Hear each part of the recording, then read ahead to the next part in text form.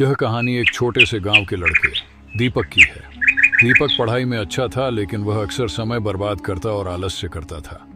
वह दिन भर दोस्तों के साथ खेलने, मोबाइल में गेम्स खेलने और बेतुकी बातों में समय गंवाने में लगा रहता। उसकी जिंदगी की दिशा उस समय के साथ धीरे धीरे बदलने लगी, लेकिन उसे इसका एहसास नहीं हो रहा था।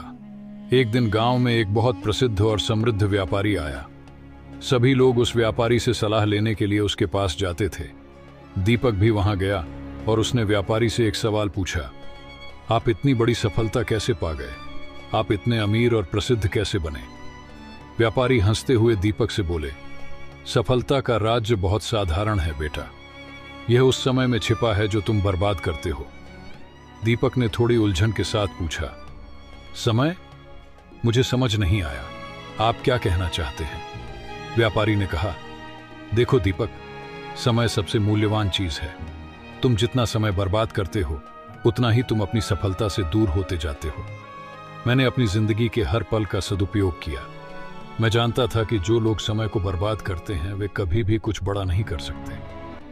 फिर व्यापारी ने दीपक को एक छोटा सा उदाहरण दिया। एक बार मैं एक खेत में काम कर रहा था।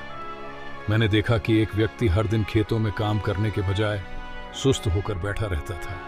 उसने सोचा कि आराम करने से वह और अच्छा काम करेगा, लेकिन अंत में वही खेत दूसरे व्यक्ति ने मेहनत से काम करके संभाल लिया। दीपक को अब समझ में आ गया कि जो समय वह खेल खेल में और फालतू कामों में बर्बाद करता था, वह उसका सबसे बड़ा दुश्मन था।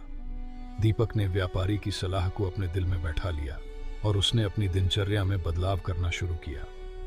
धीरे धीरे उसने अपनी पढ़ाई पर ध्यान देना शुरू किया और समय का सही उपयोग किया।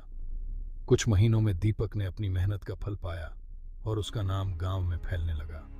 वह अब केवल अच्छे अंकों से ही नहीं, बल्कि एक अच्छे इंसान के रूप में भी प्रसिद्ध हुआ।